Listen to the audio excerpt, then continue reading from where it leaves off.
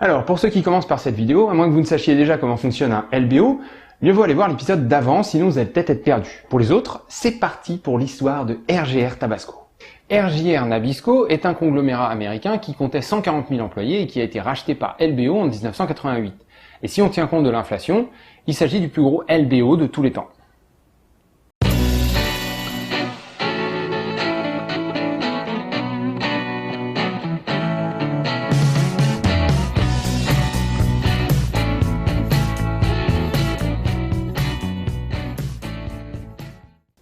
Dans les années 80, les rois du LBO sont employés par le fonds d'investissement Kohlberg Kravis Roberts & Co, KKR. À la base, KKR s'intéressait plutôt à des entreprises de taille moyenne. D'ailleurs, le LBO a évolué comme une technique financière pour permettre aux fondateurs et propriétaires d'une petite entreprise de pouvoir la vendre pour se payer une belle retraite au soleil. Mais depuis le début des années 80, Henry Kravis, qui est à la tête de KKR, s'est mis à racheter des entreprises cotées en bourse un peu particulières qu'on appelle des conglomérats, c'est-à-dire des entreprises qui ont grandi à force d'avaler d'autres entreprises. Or, les conglomérats peuvent présenter un superbe avantage. La somme des valeurs des entreprises qui le composent peut être supérieure à sa propre valeur. On dirait un théorème qu'on apprend en 6e.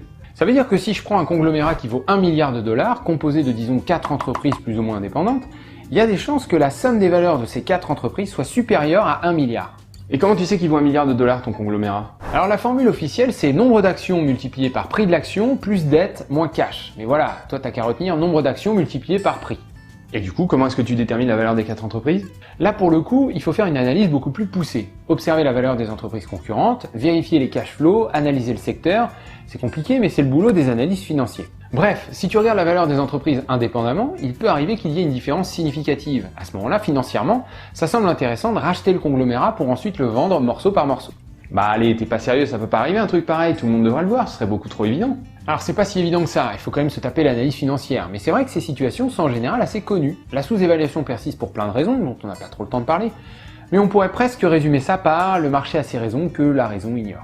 Bref, en 1987, la bourse s'est effondrée suite au Black Monday, on en a un peu parlé dans l'épisode sur le loup de Wall Street. En 1988, le marché n'a toujours pas récupéré. Cela a deux impacts majeurs sur Wall Street. Numéro 1, les banques d'investissement qui employaient des brokers et des traders sur les marchés actions ont perdu pas mal d'argent. En plus, comme le marché ne repart pas, les banques cherchent de nouveaux moyens de gagner des sous. Numéro 2, les entreprises cotées en bourse sont en solde. En solde? Bah oui, parce que la valeur d'une entreprise cotée dépend du niveau du prix de ses actions. Du coup, il y a pas mal de monde qui se frotte les mains en se demandant qui sera la prochaine proie d'un rachat. Et les banques d'investissement, à la recherche de nouveaux profits, vont beaucoup investir dans leur département de fusion-acquisition pour avoir accès à ce nouveau business. Ah ouais, à cause des commissions, comme on a vu dans l'épisode d'avant. Exactement. Alors il ne faut pas croire que les rachats d'entreprises ont attendu le krach de 1987 pour se mettre en place. La décennie des années 80 a été marquée par de nombreux rachats, tous plus gros les uns que les autres. En 1988, KKR possède le titre de la plus grosse acquisition avec le rachat de l'entreprise Béatrice, effectué en 1985 pour 6,2 milliards de dollars. Bah, je croyais que le krach avait eu un rôle majeur dans le déclenchement des acquisitions. Alors c'est sûr que plus les cours sont faibles, plus les rachats sont attractifs. Mais même avant le krach de 87, certains conglomérats sont déjà très intéressants. D'abord parce que, comme on l'a déjà dit, on peut revendre les morceaux pour plus cher que le prix de l'ensemble, mais aussi parce que le financement est facilement accessible. Ah, le financement, c'est la dette, c'est ça? En grande partie, oui, mais pas n'importe laquelle. La dette bancaire a toujours représenté une part importante du financement des rachats d'entreprises. Cela dit, les banques commerciales n'ont pas une réserve illimitée de capitaux à allouer à ce type d'investissement. Si les banques ne peuvent pas prêter plus de X milliards, alors la taille d'un rachat d'entreprise ne peut pas dépasser de beaucoup ces X milliards. Mais dans les années 80, il devient possible de se faire prêter de l'argent via des obligations pourries ou junk bonds. Ici, ce ne sont pas des banques, mais des investisseurs privés qui prêtent les fonds. Des mecs super riches en fait, tu veux dire? Non, il faut enlever ça de la tête. Les investisseurs en finance, sauf dans certains cas bien précis, ce sont tous les gens qui ont ne serait-ce qu'un tout petit peu de sous à placer. Donc les super riches, mais aussi les classes moyennes. Notamment grâce ou à cause du fameux Michael Milson, qui a inspiré le personnage de Gordon Gekko à Oliver Stone, les obligations pourries sont en plein boom dans les années 80. Elles coûtent très cher, ça veut dire que le taux d'intérêt qui leur est associé est élevé, mais elles permettent d'augmenter sensiblement la taille des rachats d'entreprises. En plus de ça, elles sont faciles à obtenir car l'emprunteur n'a pas besoin de fournir de garantie. Donc pour résumer, en 1988, les banques d'investissement de Wall Street ont faim et allouent beaucoup de ressources à leur département de fusion-acquisition. Les actions sont encore au tapis, donc les entreprises sont en solde, et les obligations pourries, on le vend en poupe. Tout semble indiquer qu'un énorme LBO pourrait bien avoir lieu. RJR Tabasco. RJR Nabisco, t'as du mal avec cette boîte on dirait. Bah oui, enfin c'est inconnu aussi, le plus gros LBO de toute l'histoire, moi je m'attendais à Coca ou Disney. C'est un peu le principe des conglomérats, tu connais les entreprises ou les marques qu'ils composent, mais pas le conglomérat en lui-même. Si je te dis Oreo, Snickers, Ritz Crackers, Del Monte, Winston, Camel, ça te dit quelque chose? Oui, mais j'en ai reconnu une ou deux, mais enfin pas toutes quand même. Ouais, c'est un conglomérat américain, du coup nous il y a des trucs qu'on connaît pas. Mais bref, RJR Nabisco, c'est la fusion de Nabisco Brands, une boîte d'agroalimentaire avec comme produit phare les cookies Oreo, et de R.J. Reynolds, un fabricant de tabac. À l'époque du LBO, RJR Nabisco était la 19e plus grosse entreprise industrielle au monde. Alors est-ce qu'on peut savoir pourquoi est-ce que les cigarettes sont allées fusionner avec les cookies? Bah en gros, en 1985, le boss de R.J. Reynolds, Tiny Wilson, sait bien que le tabac est une industrie en perte de vitesse. Les procès intentés par les consommateurs ayant développé des cancers se multiplient, les taxes augmentent sans arrêt, et les ventes ont tendance à diminuer. Ce qui ne veut pas dire non plus que R.J. Reynolds est une entreprise en danger. La hausse des taxes est largement compensée par la hausse des prix qui intervient tous les 6 mois, et les profits restent énormes. Mais quand même, faut essayer d'avoir une vision sur le long terme. Et une entreprise d'agroalimentaire, eh ben ça semble parfait. Pas de gros investissements à réaliser, un système de distribution très proche de celui des cigarettes, des clients accros et bien souvent loyaux, ça match. De son côté, Nabisco Brands, qui est déjà la fusion de Nabisco pour National Biscuit Company et de Northern Brands, est une entreprise super rentable avec des marques bien implantées et à sa tête un PDG, Ross Johnson, qui adore l'action. L'action en bourse? Ah non, l'action. Il aime quand ça bouge, quand ça change, quand ça se restructure. Il a dit par exemple, il faut réaliser que le succès ultime provient de décisions opportunistes et audacieuses qui par définition ne peuvent être prévues. Ross Johnson accepte donc que Nabisco Brands se fasse racheter par R.J. Reynolds en 1985 pour former RJR Nabisco. Puis en 1986, via quelques petites magouilles politiciennes bien exécutées, Johnson détrône Wilson et devient calife à la place du calife, PDG de RJR Nabisco. Alors un petit truc en plus à savoir sur Ross Johnson, ce mec est peut-être le PDG qui illustre le mieux le changement qui s'opère dans les années 80 en termes de rémunération pour les chefs d'entreprise. En 1965 aux États-Unis, un PDG est payé en moyenne 20 fois plus qu'un salarié lambda. En 1975, c'est 22 fois plus. Et en 1985, 55 fois plus. C'est monté jusqu'à presque 400 fois plus en 2000 et aujourd'hui c'est autour de 300 fois plus. En 1986, Ross Johnson se trouve à la tête d'un géant qu'il n'a absolument pas créé. Lui à la base, c'est un commercial qui vient de Standard Brands. Et déjà dans les années 70, il emmène ses clients dans les bars et c'est payé par l'entreprise. Il facture aussi à la boîte les frais d'abonnement de ses différents country clubs où il joue au golf. Il négocie un appartement et une voiture de fonction. Désormais, à la tête de RJR Nabisco, Johnson ne se déplace plus qu'en jet privé et en limousine, même les week-ends, et il joue au golf avec des stars de l'époque. Ce style de vie de jet-setter, Johnson aime bien le faire partager avec ses directeurs. Tous ont accès aux 8 jets privés de l'entreprise, que la presse appelle RJR Air Force, aux limousines et aux appartements de fonction. Et les budgets pour décorer les bureaux sont juste illimités. Mais à côté de ça, Johnson est un bon vivant, un blagueur. Donc dans l'ensemble, tout le monde l'aime bien. Ouais, enfin ça doit être aux dépens des employés de la boîte, non? Il y a des licenciements, des fermetures d'usines? Non, pas du tout. L'entreprise fonctionne bien. Johnson se retrouve à la barre d'une luxueuse entreprise qui file droit et qui rapporte plein de sous. Alors il en profite un maximum et en fait profiter autour de lui. Par contre, il s'intéresse pas aux employés. Leurs conditions auraient sûrement pu être améliorées, mais elles sont pas mauvaises en soi parce que les patrons avant Johnson avaient déjà fait pas mal de choses pour eux. Donc a priori, tout va pour le mieux dans le meilleur des mondes pour Johnson. Mais en 1987, le krach boursier fait chuter l'action RJR Nabisco de 65 à 42 $, moins 35%. Or, il se trouve que même à 65 $, l'action était déjà largement sous-évaluée. C'est encore cette histoire de somme des parties qui est supérieure à la valeur de l'ensemble. Si on étudie la valeur des marques Control Nabisco, plus la valeur de RJR, qui est en perte de vitesse mais qui rapporte quand même toujours d'énormes bénéfices, l'action devrait valoir au moins 80 $. Or, même avant le Black Monday, l'action RJR Nabisco n'a jamais valu beaucoup plus que 70 $. Soit il y a une sérieuse coquille, soit Johnson se plante complètement dans ses calculs. Il n'y a pas d'erreur de calcul. Ce qui se passe, c'est que les investisseurs perçoivent RJR Nabisco comme une entreprise qui vend du tabac.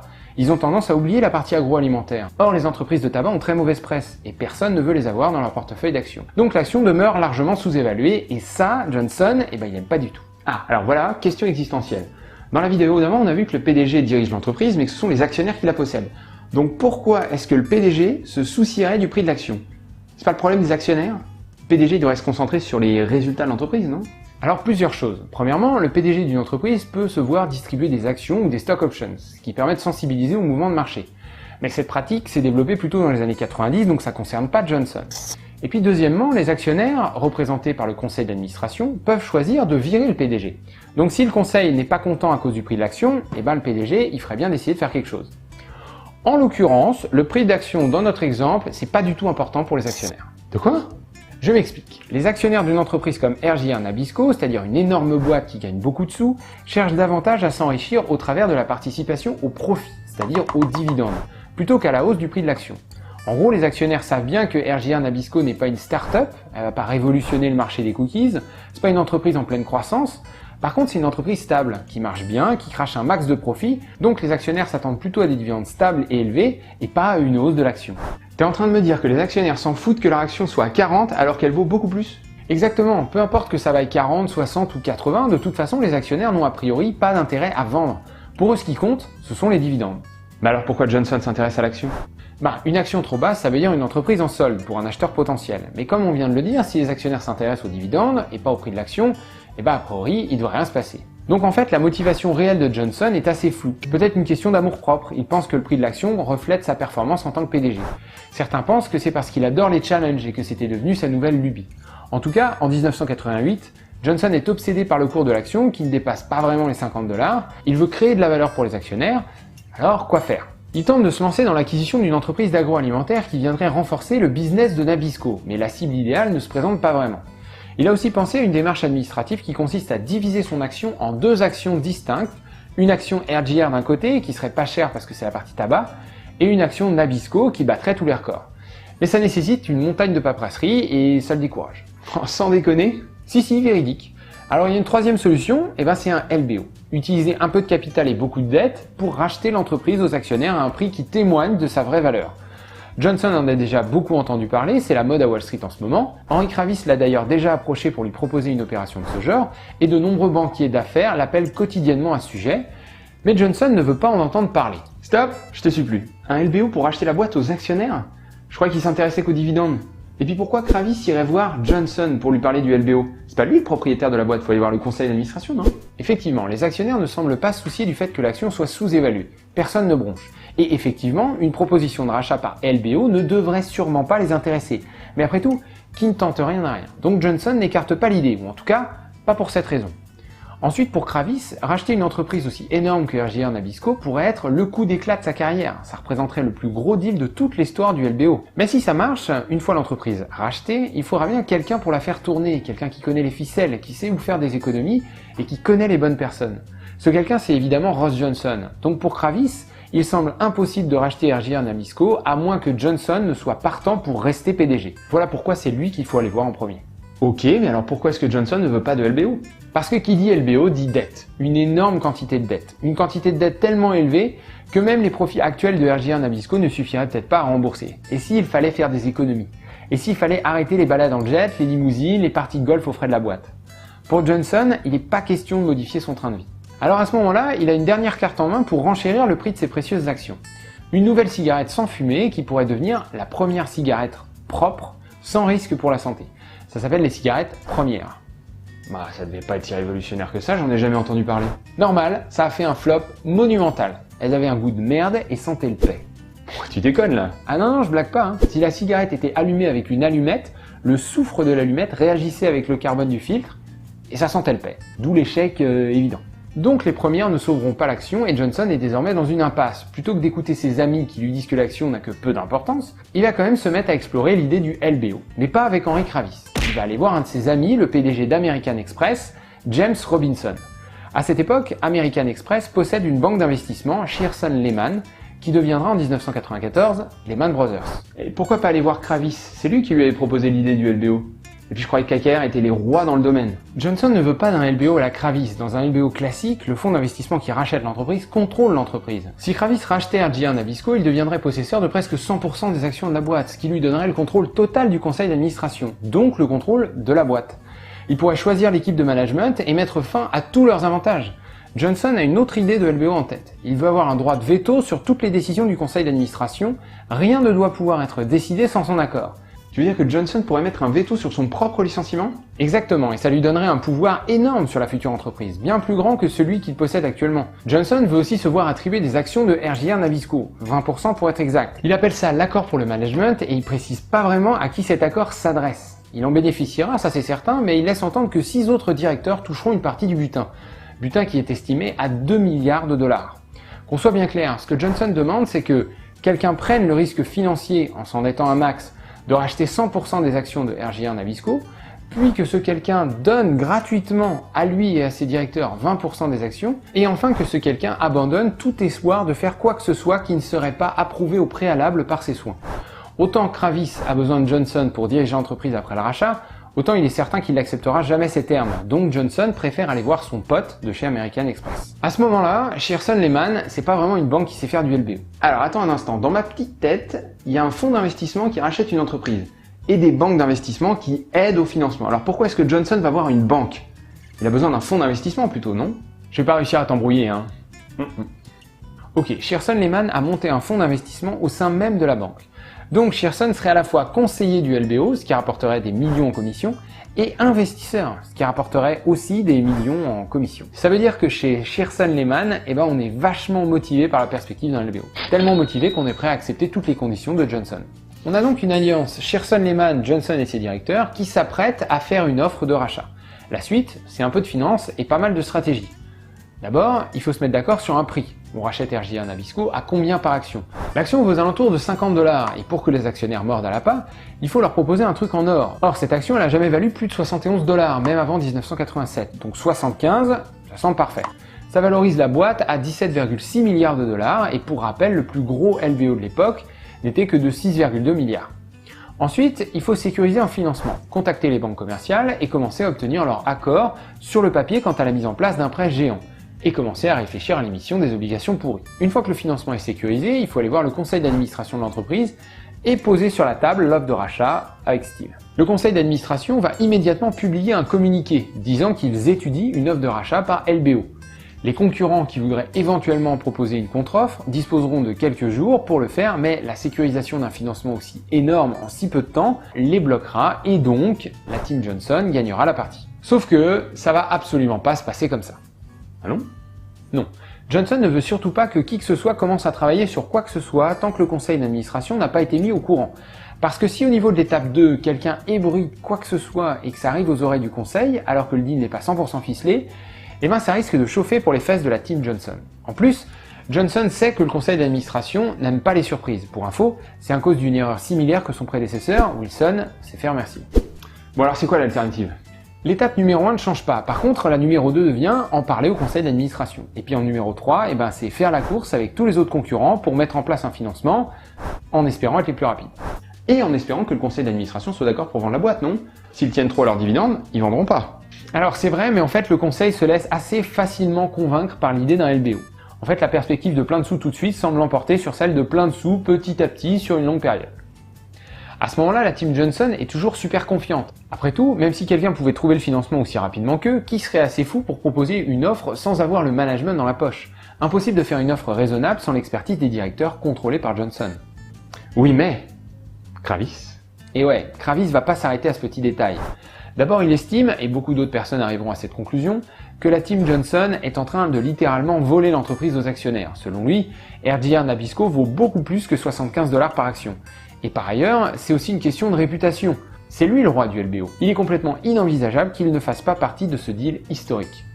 À partir de ce point, on rentre sur le terrain des macho-men. Kravis est persuadé qu'il doit faire partie de ce deal parce que c'est l'un des seigneurs qui règne sur Wall Street. Sauf qu'il n'est pas le seul à faire preuve d'un ego surdimensionné. Un autre gérant de fonds spécialiste des LBO, qui s'appelle Ted Forsman, est persuadé qu'il est un chevalier blanc qui va venir contrer les plans de Kravis qu'il perçoit comme un fourbe pourfendeur d'honnêtes entreprises américaines.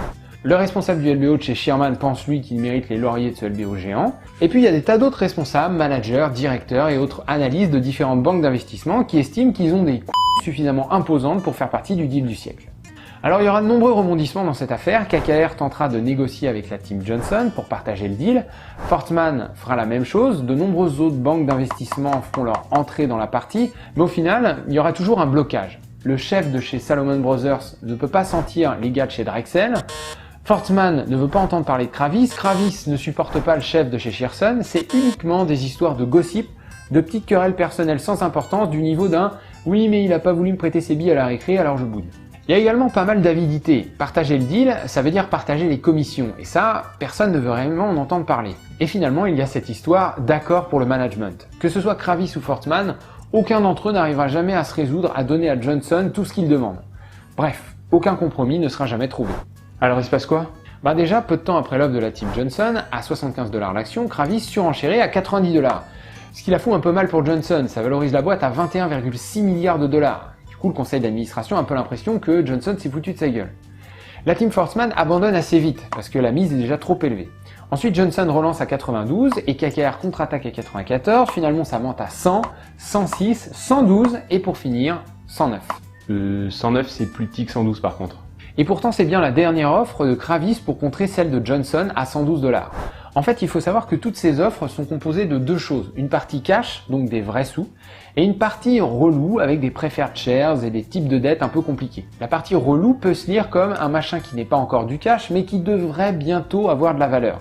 Il se trouve que les produits financiers relous de Kravis sont de meilleure qualité que ceux proposés par la team Johnson. En plus, Kravis propose une meilleure compensation pour les employés qui devront déménager. Il ne souhaite pas revendre Nabisco entièrement, contrairement à Johnson, et propose de laisser une participation aux actionnaires à hauteur de 25% contre seulement 15% pour Johnson. Et puis surtout, le conseil d'administration ne veut pas de Johnson pour diriger l'entreprise. Ils ont été dégoûtés quand ils ont appris le contenu de l'accord pour le management. Non seulement la rémunération des chefs d'entreprise dans les années 80 n'a rien à voir avec celle d'aujourd'hui, mais en plus la concentration des richesses n'est pas aussi importante. En 88, il n'y a que 191 milliardaires dans le monde, contre 1645 en 2014. Donc même si les 2 milliards négociés par Johnson te semblent énormes, et ben à l'époque ça leur semble juste oufissime. Johnson sera d'accord pour renégocier à la baisse son accord du management et il dira également plus tard que son intention était d'en faire profiter une grande partie des employés de RJR Nabisco. Mais ces déclarations sont apparues après que la presse se soit emparée de l'histoire, donc du coup ça a moins de crédibilité. Au final, c'est le KK qui gagne? Enfin, Kravis? Ouais, KKR a racheté RJR Nabisco pour 25,6 milliards de dollars, soit 51,8 milliards en dollars d'aujourd'hui. Ça fait 46,5 milliards d'euros. Une transaction qui en a rendu riche plus d'un. Tous les directeurs qui faisaient partie de la team Johnson touchent un parachute doré de plusieurs millions de dollars, et Johnson touche personnellement 53 millions. Côté banque d'investissement, c'est la fête. Drexel, qui s'est chargé de l'émission des obligations pourries, touche 460 millions de dollars en commission. Merrill Lynch, 109 millions. Les 200 banques commerciales qui ont prêté la majorité des sous touchent 340 millions rien qu'en commission. En tout, il y aura plus d'1 milliard de dollars distribués aux banquiers et avocats de Wall Street en commissions diverses. KKR collecte aussi des commissions, 75 millions pour avoir mis sur pied le deal. Et du coup, qu'est-ce qui arrive à la boîte? Alors la partie agroalimentaire, Nabisco, a été pas mal réduite, plusieurs marques ont été vendues, puis la version light de RJR Nabisco a été réintroduite en bourse en 91. Ça a été un moyen de vendre une partie de l'entreprise pour KKR. La partie tabac a été vendue en deux morceaux, RJR International d'un côté et RJR Tobacco de l'autre. KKR a fini de vendre toutes ses participations en 1995 et a fait gagner à ses investisseurs la somme faramineuse de 0 $. En fait, la quantité de dette ahurissante qui a été nécessaire pour acheter l'entreprise a pesé trop lourd. Et Kravis a été obligé de renégocier la dette à plusieurs entreprises et au final, l'investissement n'a juste pas été profitable. Par contre, le fonds d'investissement de Kravis, lui, il s'en est plutôt bien sorti. Entre les frais de gestion prélevés aux investisseurs, les frais de réussite du deal qu'on a déjà mentionné, les frais de gestion de RJR Nabisco, etc., KKR a touché plus de 400 millions de dollars entre 88 et 95. Donc, échec ou réussite? C'est sûr que ça dépend pour qui. Les actionnaires de RJR Nabisco sont devenus riches du jour au lendemain et notamment certains employés de la société.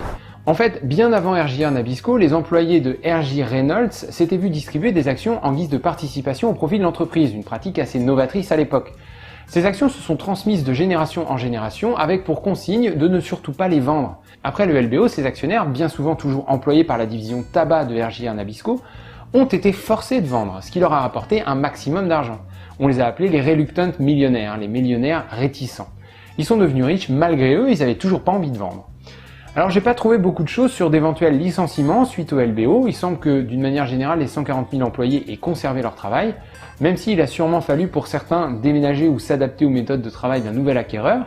Ce qui est sûr par contre, c'est que les investisseurs qui ont mis leur argent en jeu pour que Wall Street s'amuse avec, eux, n'ont pas vu la couleur de tous ces milliards. Et c'est sûrement pour cette raison que RJR Nabisco demeure, même encore aujourd'hui, le plus gros LBO de tous les temps. Merci d'avoir suivi cette vidéo. Si vous venez de regarder les deux vidéos à la suite, alors là, chapeau. Ça fait un moment que je réfléchissais à un format de ce type-là. À la fois, j'ai trouvé des histoires incroyables à raconter sur la finance, l'économie ou le monde de l'entreprise. Et à la fois, il faut souvent pas mal de connaissances pour pouvoir les comprendre et les apprécier. Donc plutôt que de faire une seule vidéo qui mêle définition et histoire, comme j'avais fait dans l'épisode 2 de la chaîne, je me suis dit que c'était peut-être plus digeste de faire deux vidéos séparées. Du coup, n'hésitez pas à me dire ce que vous en pensez dans les commentaires. Pour ceux que ça intéresse, j'ai utilisé pas mal de sources différentes pour cet épisode, mais ma source principale, c'est le bouquin Barbarian at the Gate, qui a aussi été adapté à la télé, mais franchement, le film n'est pas ouf. Donc moi, je vous recommande plutôt le livre, que je vous ai du coup énormément spoilé. Désolé, mais le bouquin fait 500 pages, alors il y a évidemment plein de trucs que j'ai pas eu le temps de mentionner. Sinon, comme d'habitude, n'oubliez pas de liker, partager et de vous abonner. Je suis toujours sur Twitter, Facebook et Portfoliance, et je vous dis à bientôt pour un prochain épisode.